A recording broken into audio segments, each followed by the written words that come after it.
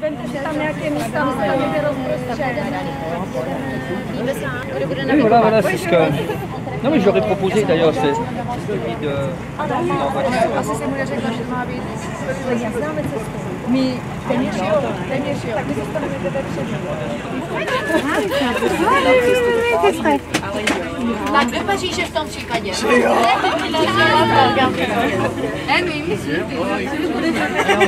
Ce sont les plus belles. No, dívej. Dívej, a na mohylu podle... Quand les filles sont belles du côté de Nogent, et puis de temps en temps, un air de vieille romance, ça me donnait la cadence dans les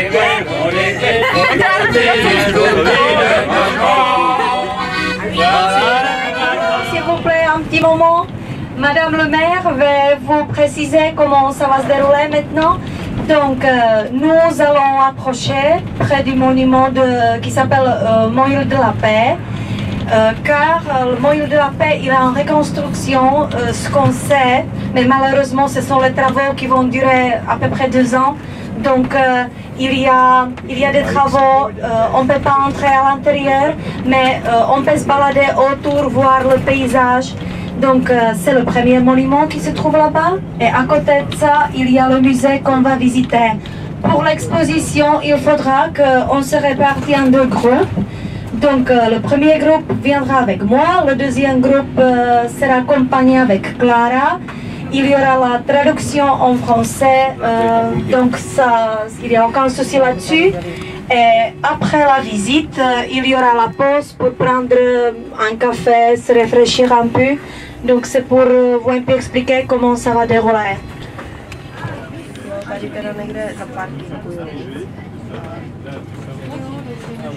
Já jsem čekala, že ta mohyla bude oblepená tím slyšením až po vrch. Dobré, je to na to asi Ale já jsem chtěla panu starostovi ukázat, že vlastně letos bude docela významné výročí, jo? Že ano. Je tu 5 na konci, takže letos to bude 2.12. takové slavnostnější ta bitva, ta ukázka. Tak paní starostko, řekněte teda něco z té historie, abyste... Z historie česko-francouzské a teďka myslíš z historie česko-francouzské. Teďka jsme tady na tomto, teďka jsme tady na takovém slavném bojovém místě. Ano, o Napoleonovi o ruském císaři a o rakouských, císař Alexandr. No tak toho teda moc nevím, jako byla jsem tu jednou na té bitvě, tak to bylo nádherné, ale nejvíce toho dovíme úplně přesně v muzeu. Aha, tak se tam půjdeme podívat. To už jsem byla ve škole dávno. Tak děkuji zatím, paní starostko. Kulantně jste to udělala.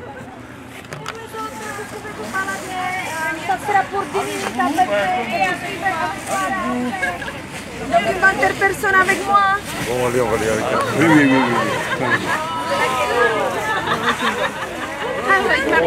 Ok, pas Marie.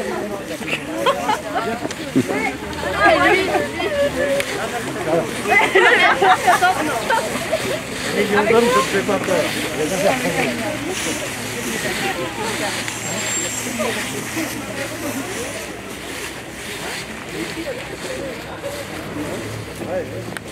Là, c'est le point haut, là.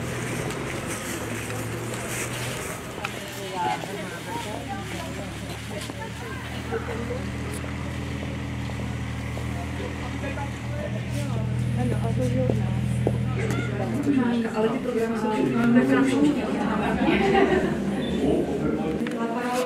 Madame elle a averti déjà au début que faire des photos c'est interdit ici, donc je vous prie si possible de respecter les règles. Mais pas de souci, une photo que vous avez fait sacrée, c'est juste maintenant, vous êtes renseigné.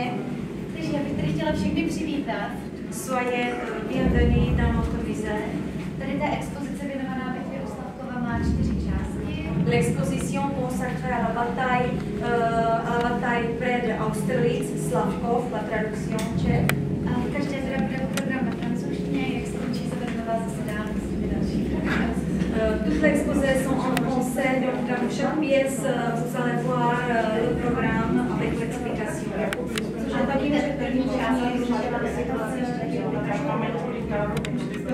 La cible des précédentes campagnes de Napoléon Ier était l'Italie. C'est pourquoi les meilleures unités autrichiennes, dirigées par les archiducs Charles et Jean, sont concentrées en Vénétie et au Tyrol. Un autre corps autrichien, celui de l'archiduc Ferdinand, commandé par le vice-maréchal Max von Lieberich, homme d'expérience, franchit la frontière bavaroise le 8 septembre, puis se retranche à toujours expérimenté. À ceci, l'attaque contre l'Angleterre. Sa grande armée se dirige vers l'Est, à la rencontre de l'ennemi. À la fin septembre, la cavalerie du maréchal Murat, manœuvre de retraite, Kutuzov décide de rejoindre les renforts qui arrivent de l'Est. Sa manœuvre surprend aussi bien Napoléon que ses alliés autrichiens, qui étaient persuadés qu'il allait défendre la Moravie. En Moravie, Kutuzov effectue la jonction avec les renforts conduits par le général Buxhovden. Les Russes et les Autrichiens se sont concentrés près d'Olomouc. L'empereur autrichien François II et le tsar russe Alexandre Ier arrivent à leur tour à Olomouc. Le 24 novembre, la décision a soigneusement étudié les jours précédents. Il parvient de plus à faire venir rapidement de Jihlava le corps d'armée de Bernadotte et de Vienne, celui de Davout. Ah, il y a une marche. Fais gaffe, il y a une marche. Hop, je vais faire en vidéo.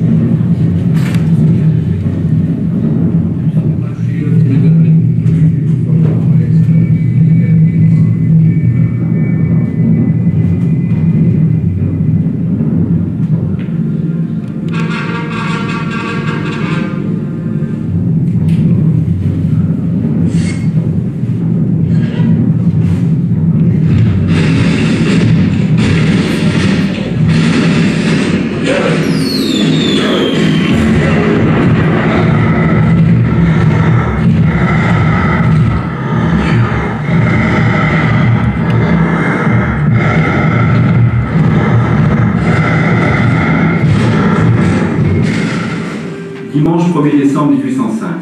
Au-dessus du paysage qui s'étend entre Brno et Austerlitz et qui demain va servir de champ de bataille, le ciel s'est éclairci.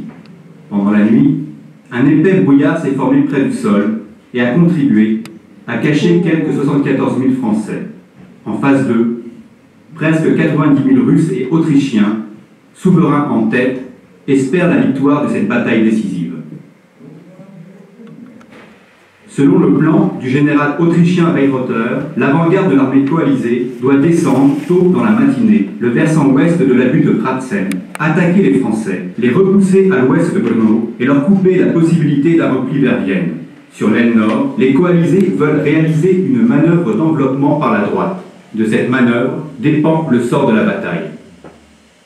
Les Français ont prévu de fondre en force sur la butte de Pratzen au moment où les coalisés la quitteront pour attaquer l'aile droite française, laissant ainsi leur flanc exposé. Cette attaque doit permettre à Napoléon de forcer les arrières de l'ennemi. La première colonne du général Doktourov brise la résistance de l'ennemi. Parvenue à Staré Vinohrady, les vieilles vignes, elle croise la route d'autres à proximité de Sokolnitz et commence à canonner la place. La colonne de Pilisevski attaque le château de Sokolnakor et passe d'une main à l'autre. Malgré leur avantage, les coalisés ne parviennent pas à briser la défense française. Venant de Reyhad et se dirigeant vers Sokolnitz, l'avant-garde des troupes de Davout arrive aux abords du village de Telnitz et en déloge l'ennemi. La brigade de Langeron se hâte en direction de Sokolnitz, mais arrivée en retard, elle est surprise par l'affrontement par le maréchal Murat.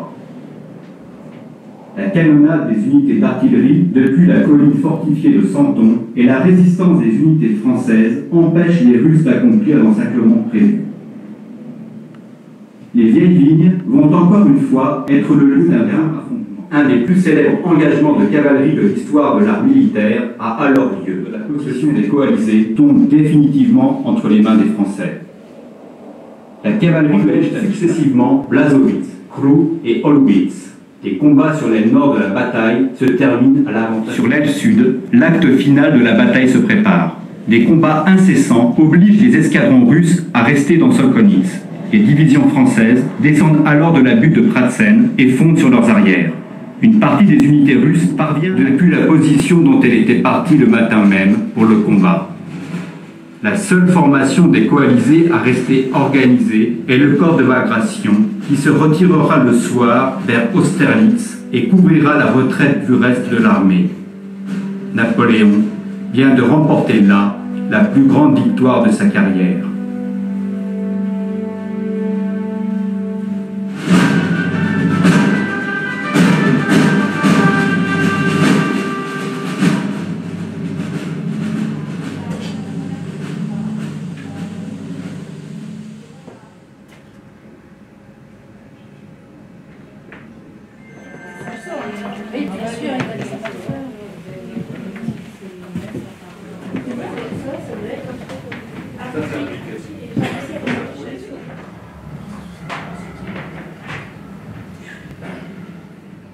Napoléon s'y installe dès le lendemain. Le château somptueux sera l'endroit qui convient pour le vainqueur d'une si grande bataille. Et cela, d'autant plus que le matin du jour précédant la bataille, ces deux rivaux s'y étaient installés. Et puis, Austerlitz, nom allemand de Slavkov, sonne si bien. Austerlitz, un nom qui se prête si bien à une bataille victorieuse. On l'entendra pour la première fois dans la proclamation que Napoléon adressera à ses soldats le jour même. Soldats, je suis content de vous. Vous avez, à la journée d'Austerlitz, justifié tout ce que j'attendais de votre intrépidité. Vous avez décoré vos aigles d'une immortelle gloire. Une armée de 100 000 hommes, commandée par les empereurs. Soldats, lorsque tout ce qui est nécessaire pour assurer le bonheur et la prospérité de notre patrie sera accompli, je vous ramènerai en France. Là, vous serez l'objet de mes plus tendres sollicitudes.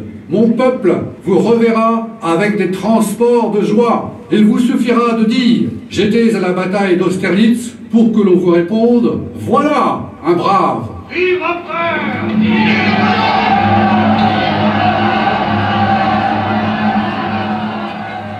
Le premier Ashpal-et-Nimlin. François n'arrive qu'un long moment après, en compagnie du prince de Liechtenstein. Il descend de sa calèche. Napoléon s'avance à sa rencontre. On dirait qu'il veut l'embrasser. Apercevant le visage serré et hostile de l'empereur autrichien, il s'arrête et lui montre son bivouac au bord du chemin.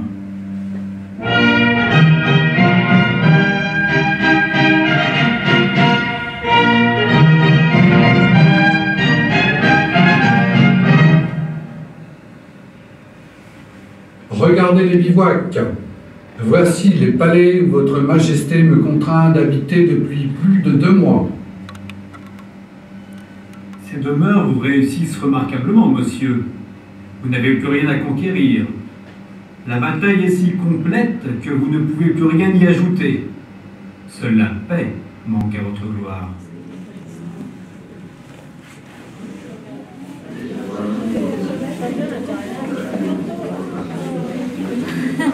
Ça me fait peur.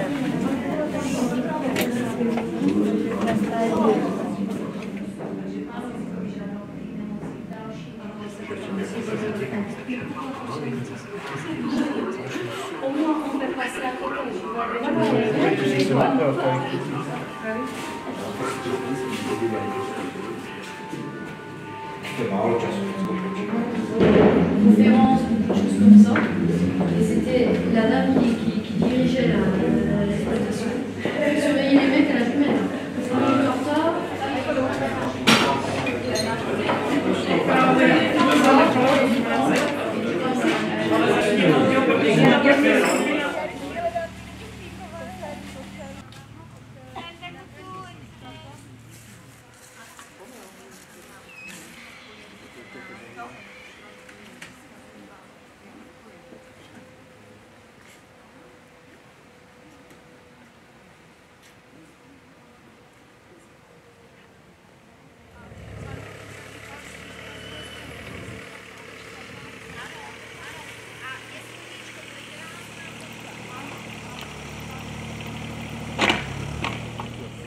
5 ans, tu vas pas avoir.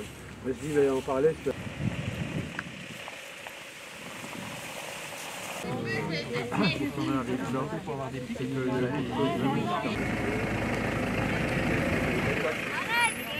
Hop.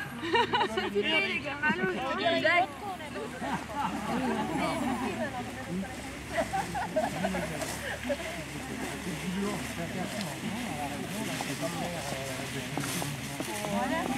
Takže teď projedeme.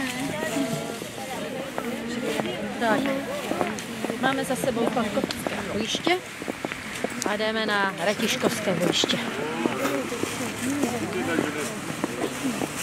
C'est bien rigolé, hein? Oui, non.